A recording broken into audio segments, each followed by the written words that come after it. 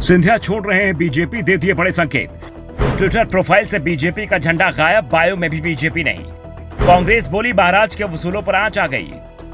ज्योतिरादित्य सिंधिया के मन में क्या चल रहा है? क्या वो बीजेपी छोड़ने की तैयारी कर रहे हैं? सिंधिया के तेवरों से तो ऐसे ही संकेत मिल रहे हैं कि बीजेपी में उनका मन भर गया है।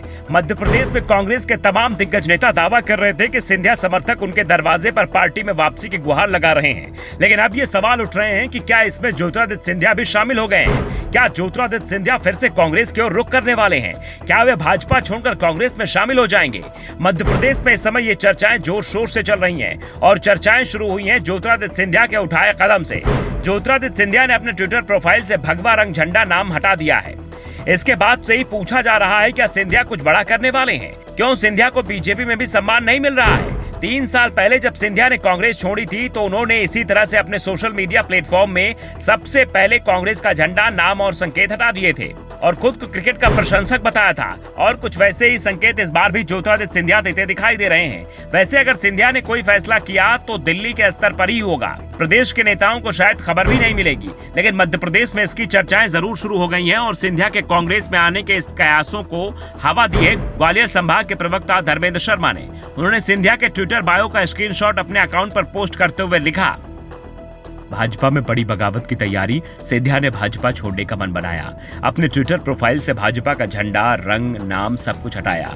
लगता है भाजपा में उसूलों पर आंच आ गई है। कैसी हालत हो गई है ना घर के ना। दरअसल विधानसभा चुनाव 2023 से पहले मध्य प्रदेश में दल बदल का दौर जारी है।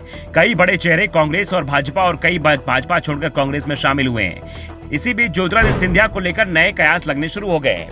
धर्मेंद्र शर्मा ने ज्योतिरादित्य सिंधिया के ट्विटर प्रोफाइल का हवाला देते हुए अपनी बात रखी है। बता दें कि 2018 में बगावती तेवर दिखाते हुए ज्योतिरादित्य सिंधिया समर्थकों समेत कांग्रेस छोड़कर बीजेपी में शामिल हो गए थे, जिससे कमलनाथ सरकार का बचना नामुमकिन हो गया था। सिंधिया जब बीजेपी में आए तो अपने साथ सरकार भी ले आए। सिंधिया के आने से कांग्रेस की कमलनाथ सरकार चली गई और बीजेपी ने शिवराज सिंह के नेतृत्व में सरकार बना ली। उस समय दावे किए जा रहे थे कि बीजेपी जल्द ही शिवराज की जगह ज्योतिरादित्य सिंधिया को एमपी का सीएम बना सकती है। पहले भी बीजेपी इस तरह के प्रयोग कर चुकी थी। सिंधिया समर्थकों की ओर से तो इस तरह के संकेत लगातार दिए जा रहे थे। 3 महीने पहले तक वो पूरे एमपी में लेकर चर्चाएं तेज हो गई थी कि शिवराज से कभी भी इस्तीफा लिया जा सकता है। सिंधिया समर्थक उत्साह में दिखाई दे रहे थे। समर्थकों की ओर से लगातार नई तारीखें दी जा रही थी। तारीख आती थी और निकल जाती थी और अब जैसे ही कर्नाटक चुनाव के नतीजे आए उसके बाद साफ हो गया कि सिंधिया को बीजेपी में सीएम नहीं बनाएगी, क्योंकि कर्नाटक में बदलाव करना बीजेपी को भारी पड़ गया।